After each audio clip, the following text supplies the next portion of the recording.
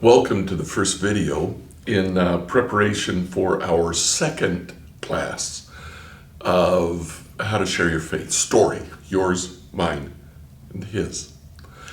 I hope you enjoyed the first class. We just talked about how to be better listeners, and the class assignment was to practice.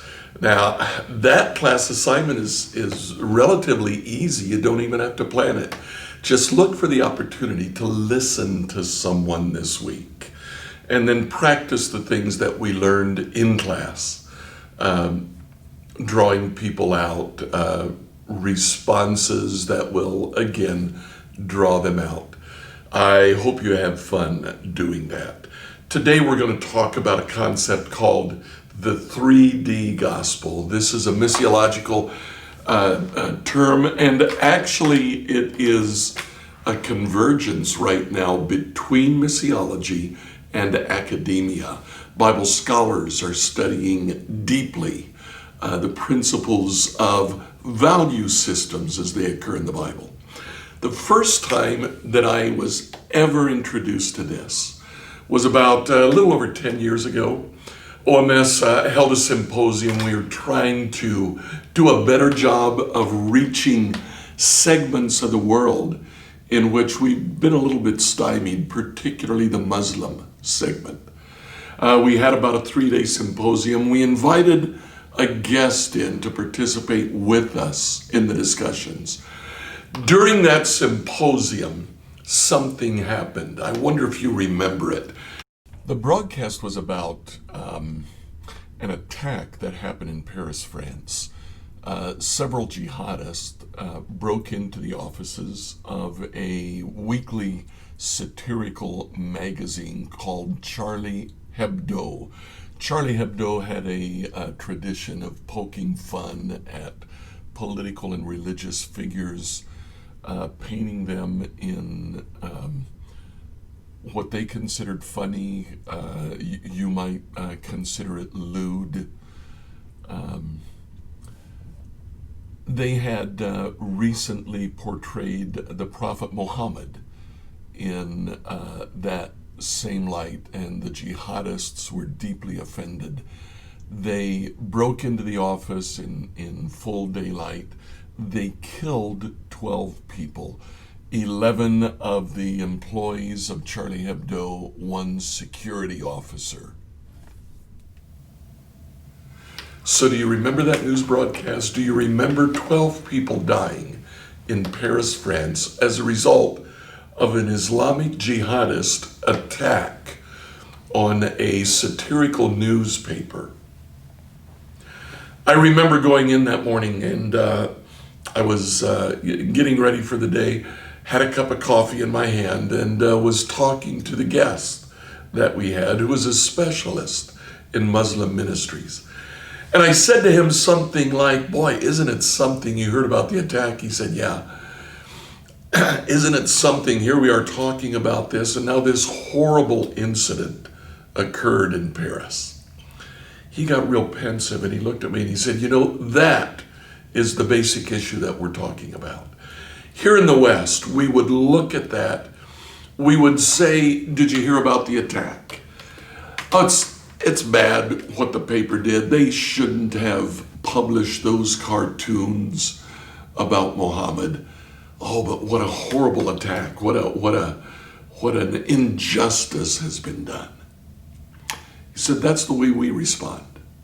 Then he said, in the Islamic world, the conversation would be very different. It would go something like this. "Did you hear about the attack in Paris this morning?" "Sure." "Oh, what those Islamic jihadists did, that's bad. But did you see the cartoons about the Prophet? That's horrible what that magazine did." That is the basic difference. Here in the West, we value justice. So when an injustice occurs, we respond emotionally. In the Islamic world, justice is there. Justice is important, but they value honor. When they see the Prophet or Islam shamed publicly, they respond emotionally. That set me on about a 3-year study of different value systems, and I actually went through the entire New Testament then, looking for references to 3 primary systems of cultural value systems that occur in the gospel. Here are those 3 value systems: status, security, and morality. Each one of these value systems responds to a different need that people have. The value system of status responds to the question, to the need to be respected. The value system of security responds to the need to be secure, safe. The value system of morality responds to the need to be right. Now, each one of these value systems has a continuum on it. The status continuum runs from, at the upper end, honor to dishonor on the lower end.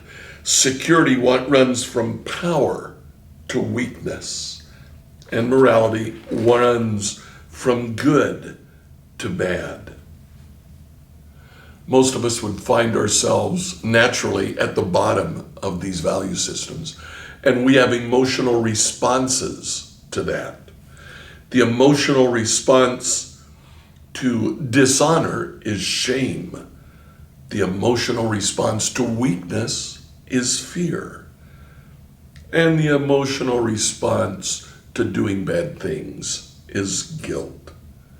Now, it's interesting that we as people may find it easier to identify the value system that we hold most dear by looking at these negative emotions. Do we feel shame? Do we feel fear? Or do we feel guilt primarily? Each value system then has a corresponding, how do I fix this? The value system of status, when we feel shame, we fix it by making sure the other person knows who I really am. When we feel fear, we want the other person to know, do you know who I know? Whether that's 911 on our cell phone, I know how to get a hold of the police, or whether that's an influential friend that we can call. And if we feel guilt, we want people to know what rights I have. I shouldn't feel guilty because I had the right to do that. We can make certain observations about these value systems. These value systems are present in every society to some extent or another.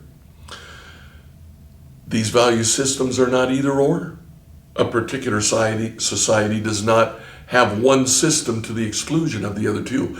Typically, all 3 would be present, but only to a certain extent. Secondly, each culture will tend to emphasize a certain one of these scales, but we can find that microcultures differ. Specifically, here in a Western culture, we value right and wrong. But when you join the military, the honor scale takes precedence. So that when you meet someone who is of a higher rank than you are, you salute, you pay them the proper order, you stand at attention, you don't move until they tell you you can move.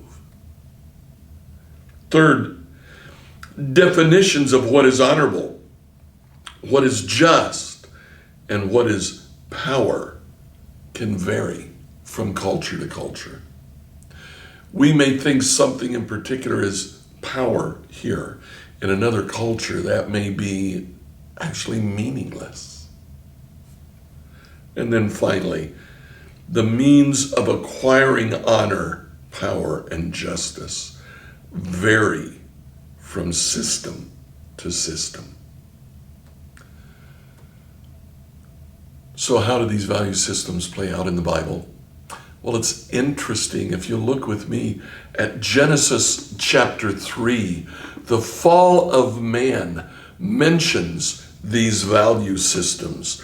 We see, first of all, in Genesis chapter 3, right after Adam and Eve took the fruit that they were told not to, in verse 7, then the eyes of both of them were opened, and they knew they were naked, and they sewed fig leaves together and made themselves loin coverings. Man's first reaction to his sin was not guilt, it was shame. They were ashamed, and so they tried to cover their shame. Adam heard God walking in the garden as he usually did. Now, normally Adam would go and walk with God, but today he hid. God says, Adam, where are you? And Adam says, I'm here. God says, why are you hiding? And Adam said, I heard the sound of you in the garden, and I was afraid because I was naked, so I hid myself. Man's second emotional response is fear. And it wasn't until verse 11 when God says, who told you that you were naked? Have you eaten from the tree of which I commanded you not to eat? It wasn't until then that man felt guilt. We see all three value systems in man's fall. And in the book of Romans, when Paul begins to talk about salvation, the way God fixes the problem of sin, in chapter 1 is Paul's great thesis statement of the book of Romans. He begins it this way: I am not ashamed of the gospel of Christ, for it's the power of God for salvation to everyone who believes, to the Jew first, and also to the Greek. For in it, the righteousness of God is revealed from faith to faith, as it's written, the righteous man shall live by faith. Paul starts by saying, I'm not ashamed. Honor. Because the power of God is in the gospel. Power. And the power of God is there because in it, the righteous man shall live by faith. Justice. Power, honor, and justice. These three systems occur again and again in the Bible. Now, in the next few videos, we're going to look at how that plays out. We're going to look at power in the cross. We're going to look at morality in the cross. And we're going to look at honor in the cross. For now, take some time thinking about the concepts that we've just talked about. It's very new.